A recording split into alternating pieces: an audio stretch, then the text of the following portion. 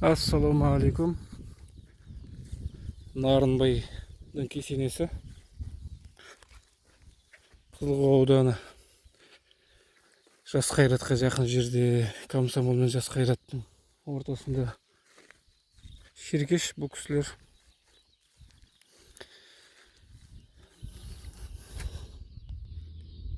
Шеркеш руы жауға қашты. Ақелді баласы Нарынбай опат 71 жасында 1871-де 1866 сенede қалдырды. Баласы жерде жаспай ма, қаспай ма сондай.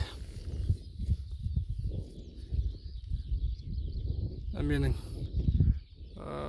недегі тиктоктағы, инстаграмдағы сурет ава деймін, ал дейді. Осы сурет қой. Төрт қару тұр енді, ана мылтық, қылыш, садақ, найза. Енді мынау ортасында бұл жерде не болған дейді. Айна болыпты бір кездері. Алыстан шағылыс көрініп тұратын. Биіктігі 2,5 метр шамасы. Бұл жерде басқа не жоқ, құлпытастар жоқ.